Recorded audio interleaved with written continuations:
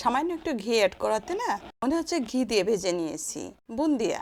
আর এটা পছন্দ করে না এমন মানুষ মনে হয় কমই আছে। সামনে রমজান, আর রমজান ইফতারি প্লেটারে তো একটু বুন্দিয়া থাকলে খুবই ভালো লাগে। চলুন তাহলে দেখা যাক কি দিয়ে কি তৈরি করলাম। আশা করি আপনাদের ভালো লাগবে। সুপ্রিয় দর্শক, আসসালামু আলাইকুম, সবাইকে ওয়েলকাম। এখানে আমি 1 কাপ বেসন নিয়েছি, যে এই মেজারমেন্ট কাপের 1 কাপ। বেসনটা ভালো করে একটা চালনি দিয়ে চেলে নিয়েছি যাতে কোথাও কোনো দানা না থাকে। স্বাদ অনুযায়ী লবণ দিয়ে দিলাম। এখানে আমি 1/2 কাপ লবণ দিয়েছি। একটু মিশিয়ে নিয়ে 1.5 চা চামচ সয়াবিন তেল দিয়ে দিলাম এবং যতটুকু বেসন নিয়েছি ঠিক ততটুকু পানি অ্যাড করে দিলাম। খুব সহজ, যে কেউ তৈরি করতে পারবেন। আমার মেজারমেন্ট এবং টিপস এবং ট্রিক্সটা ফলো করবেন। পানিটা অ্যাড করে একটা হুইপস দিয়ে খুব ভালো করে পানি এবং বেসনটা মিশিয়ে নিলাম। সুন্দর একটা বেটার তৈরি করব।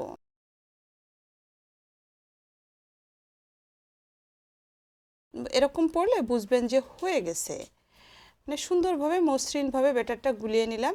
এখান থেকে সামান্য একটু তুলে রেখে দিলাম। আমি 2 কালারের বুন্দিয়া তৈরি করব, যার কারণে আমি এখান থেকে কিছুটা তুলে রেখে দিলাম। বাকিটায় দেখেন সামান্য ফুড কালার অ্যাড করে দিলাম। আমি এখানে অরেঞ্জ ফুড কালার অ্যাড করেছি। আপনি আপনার পছন্দ অনুযায়ী কালারটা অ্যাড করতে পারেন, রেড বা অন্য কোনো কালার।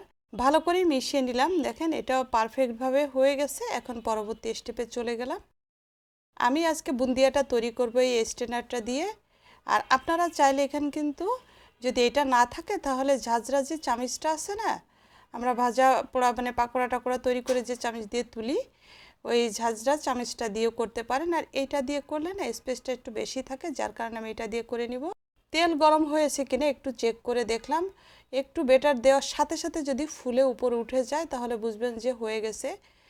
এখন আমি যে স্ট্যানারটা নিয়েছি স্ট্যানারের ভিতরে দিয়ে দিলাম বেটার, আর এইভাবে ধরে রেখেছি। দেখেন মানে আলতোভাবে ধরে রেখেছি। আর তেল থেকে স্ট্যানারটা উঁচু করে রাখবেন, নাহলে কিন্তু তেল ছিটে হাতে লাগতে পারে এবং হয়তো পোড়ার একটা অ্যাক্সিডেন্টের ভয় আছে। এই যে দেখেন 1 হাত পরিমাণ উঁচু করে আপনি স্ট্যানার বা ঝাঁঝরা যেটাই রাখেন একটু উঁচু করে ধরবেন, তাহলে আর তেল ছিটে হাতে লাগবে না। খুব সহজে দেখেন একদম গোল গোল টোপা টোপা দানা দানা এবং ক্রিস্পি বুন্দিয়াগুলো ভেজে নিলাম।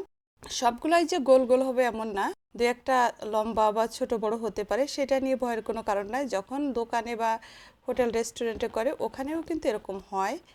দেখবেন যে ওদেরটাও কিন্তু একটু ছোট বড় একটু লম্বা এরকম হয়, কিন্তু খেয়াল রাখবেন যে পুড়ে না যায়।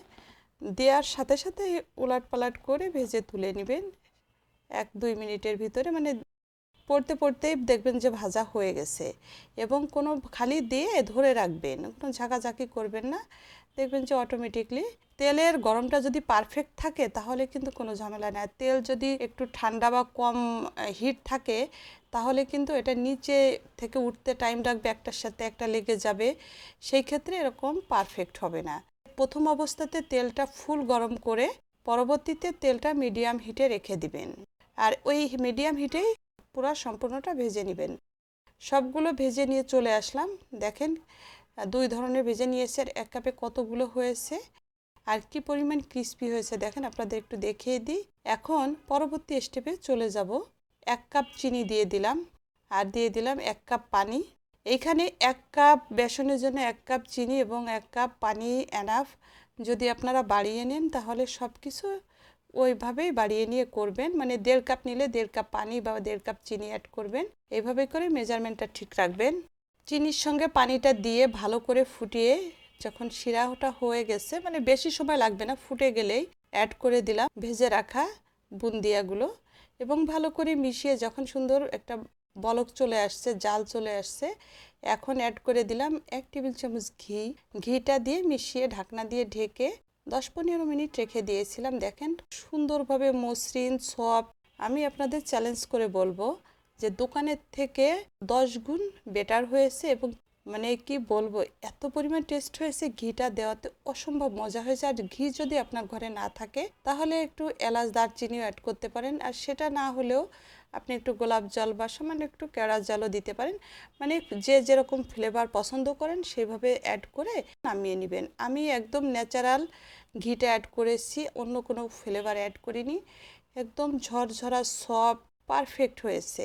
আশা করি আপনাদেরও ভালো লেগেছে। সামনে রমজানে এটা অবশ্যই বাসায় ট্রাই করবেন, যার কারণে শেয়ার করে রেখে দিবেন আপনার টাইমলাইনে। এবং যারা নতুন, আমার পেজটা কিন্তু ফলো করতে ভুলবেন না। নতুন নতুন রেসিপি পেতে সাথে থাকবেন এবং একটা লাইক এবং কমেন্টস করবেন, কেমন হলো জানাবেন। সবাইকে অসংখ্য ধন্যবাদ সাথে থেকে দেখার জন্য। ইউটিউব থেকে যারা দেখছেন চ্যানেলটা সাবস্ক্রাইব করবেন। সবাই ভালো থাকবেন। আল্লাহ হাফেজ।